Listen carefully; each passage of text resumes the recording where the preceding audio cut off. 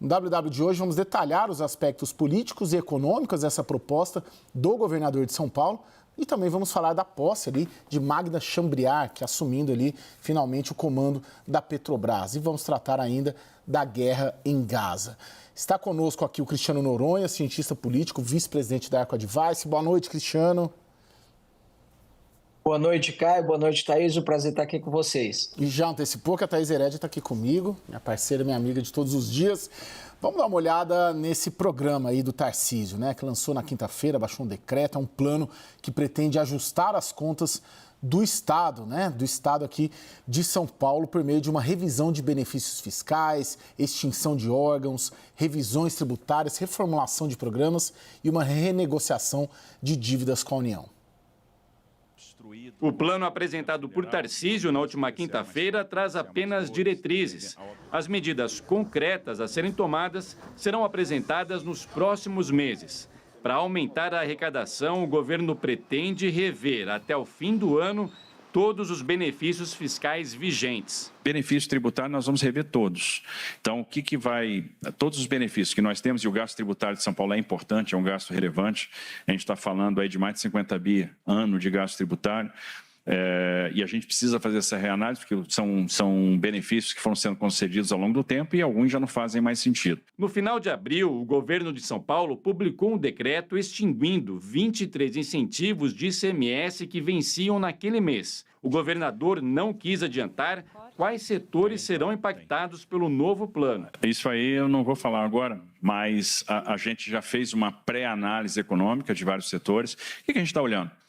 Se eu cortar o benefício, basicamente esses vão ser os critérios. Se eu cortar o benefício, eu mudo meu share? Então, se eu não mudo o share, é um candidato a corte. Outra previsão do plano é a redução de despesas correntes em todos os órgãos e secretarias, o que pode incluir mudanças nos quadros de funcionários, nos salários ou até mesmo a extinção de entidades estaduais. Tarcísio pretende também renegociar a dívida de São Paulo com a União, que hoje está na casa dos 280 bilhões de reais. A expectativa com a mudança do indexador da dívida é reduzir a despesa anual do Estado em 4 bilhões de reais. Depende da tramitação no Congresso. O assunto está cada vez mais maduro. Existe um interesse de se resolver o problema dessa dívida dos estados, porque, de fato, hoje você tem um pagamento de serviço e tem um crescimento de estoque. Então, o que a gente quer fazer? Mudar a indexação para você pagar serviço e ter uma redução de estoque. Ô Cristiano, o Tarcísio está querendo cada vez mais marcar diferenças com Lula?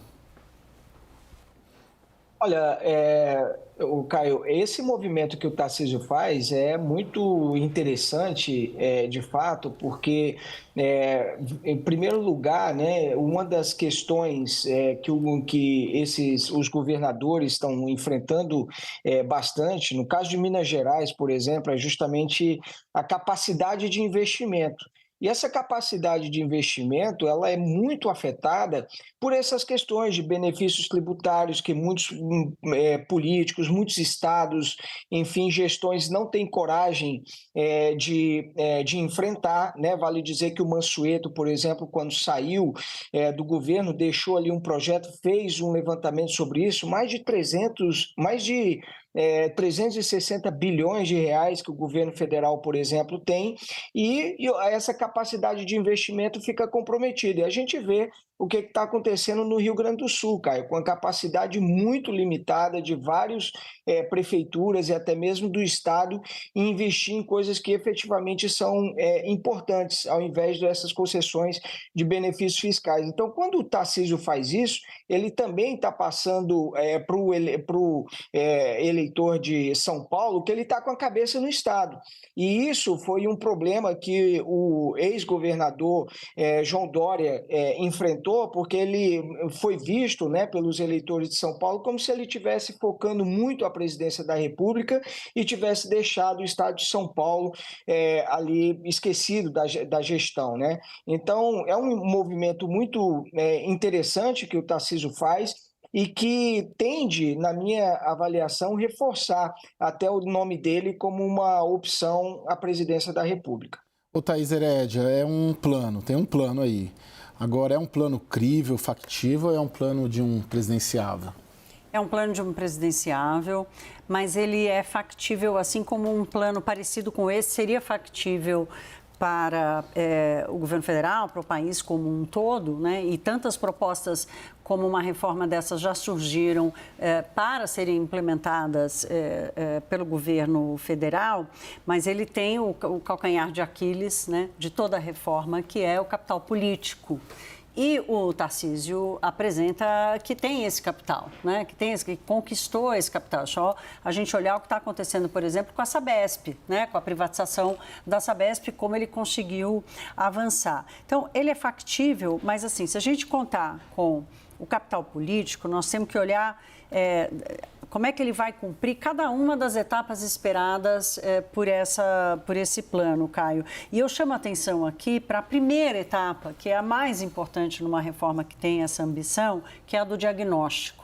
São Paulo é o estado mais desenvolvido, é o estado mais rico. Aqui em São Paulo é onde tem tudo de melhor no Brasil. As melhores estradas, a melhor infraestrutura e tudo mais. Então, ainda assim, é preciso fazer um diagnóstico muito correto, muito completo, para que a escolha dos projetos seja a melhor. Porque não adianta errar no diagnóstico, porque daí vai errar no prognóstico, vai errar nos projetos. Então, o que ele propõe é o que o Brasil precisa, que é ganho de produtividade, ganho de eficiência na atuação do Estado.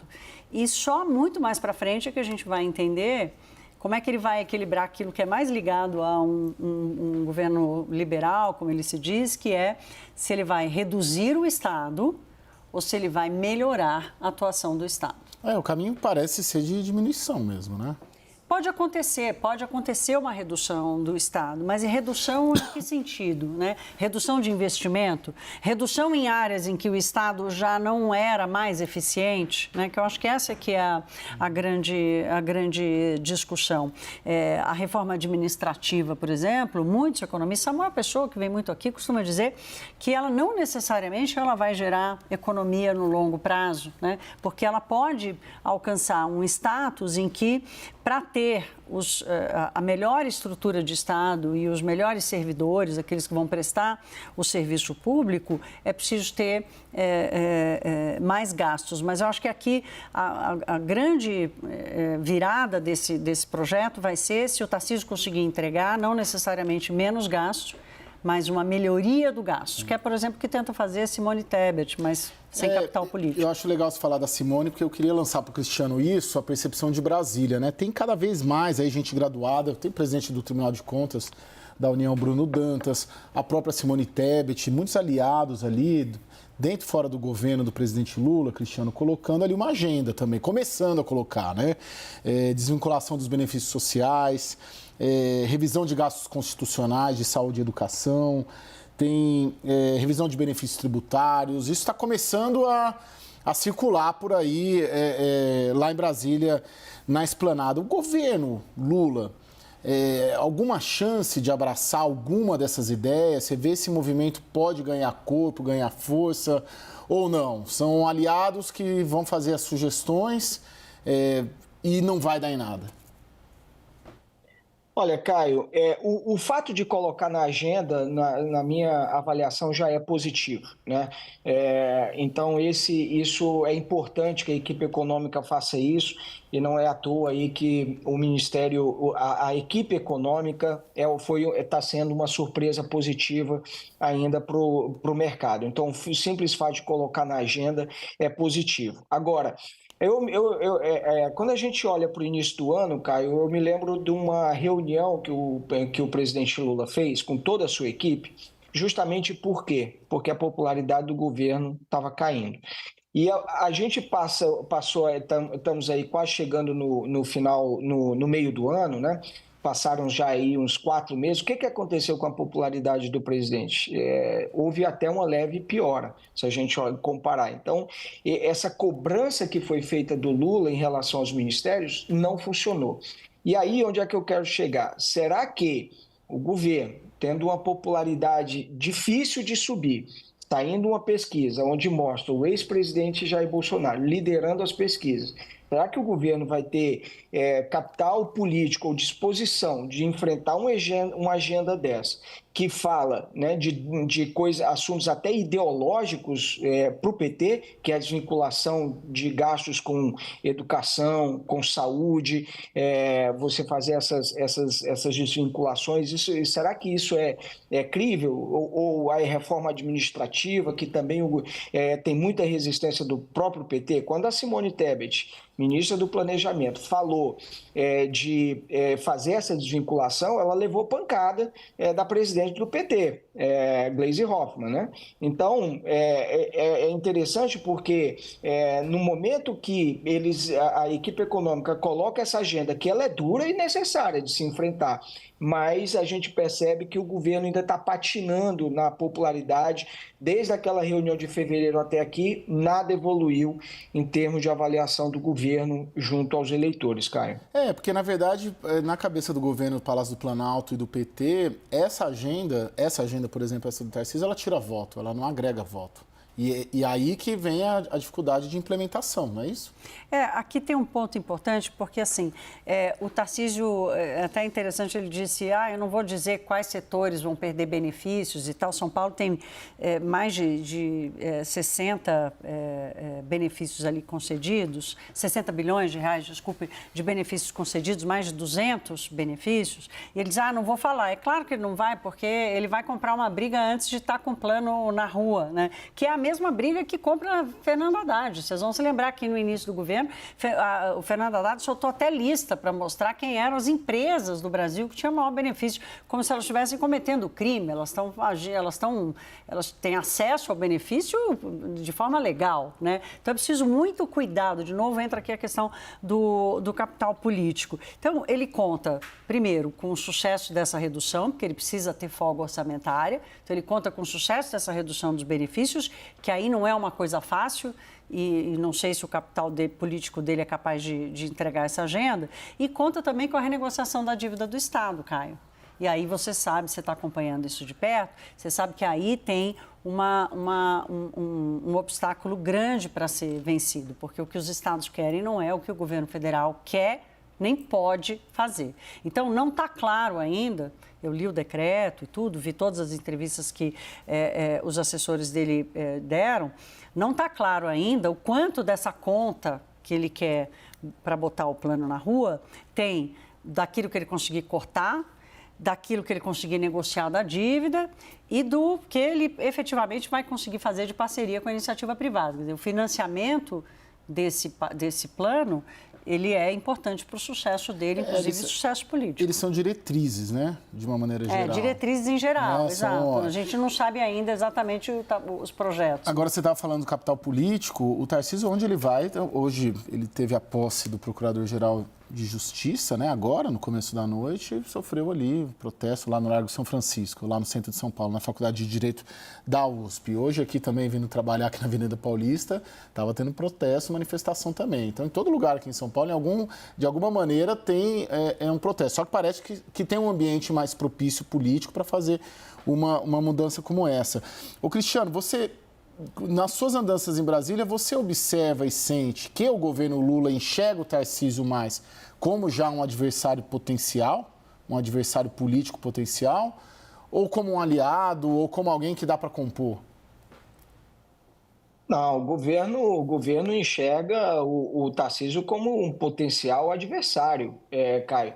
Esteja concorrendo como candidato a presidente da República, Caio, esteja eventualmente concorrendo até como governador de São Paulo à reeleição, porque o apoio que se recebe também do governador de São Paulo é muito importante numa eleição presidencial, né? E se o Tarcísio eventualmente faz uma boa gestão, consegue ter bons índices de intenção de voto, ele pode ser um cabo eleitoral também, especialmente numa eleição tão polarizada como tende a ser a próxima eleição, assim como foi a de 2022. Então, o Tarcísio, ele é sim visto como um potencial adversário do governo, seja na eleição de 2026, seja na eleição seguinte. De qualquer forma, ele é visto aí como um adversário. Agora, o governo federal também, Caio, ele não pode entrar em conflito direto com o governo de São Paulo, em confronto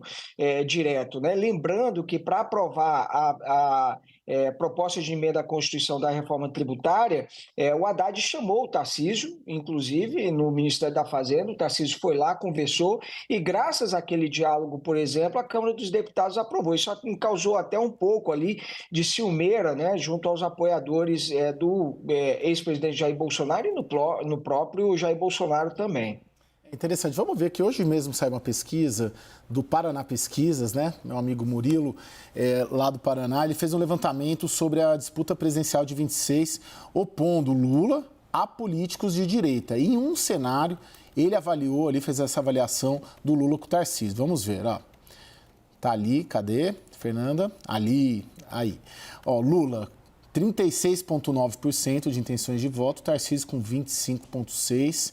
Ciro Gomes, 11,8%, Eduardo Leite, 3,8%, Helder Barbalho, 1,3%, nenhum branco nulo, 13,8% e não sabe, não opinou, 6,9%. Esse levantamento do Paraná Pesquisas ouviu 2.020 pessoas entre os dias 27 de abril e 1º de maio. O nível de confiança é de 95% e a margem de erro é de 2,2 pontos percentuais para mais ou para menos, e só ajudou a pôr um pouco mais nesse caldo. E teve um outro debate também, tanto Cristiano quanto Thaís, que ficou interessante essa semana, que é a equipe do Paulo Guedes botando a cabeça para fora. Isso me chamou muita atenção, a gente comentou mais cedo aqui, né, Thaís, que menos pelos dados e mais pelo gesto. Sim. Né, do Paulo Guedes, da equipe antiga dele, montar ali um levantamento para contestar o Haddad. E hoje também eu conversei com o ministro Fernando Haddad, contestando ali os dados que a equipe do Paulo Guedes colocou, e eu queria te ouvir quem que está certo nisso, né? De quem que é, para ficar na expressão do Fernando Haddad, né? O Haddad disse que o pai da criança, se fizer DNA, é o Paulo Guedes, né? Mas quem que é o pai da criança aí, para ti?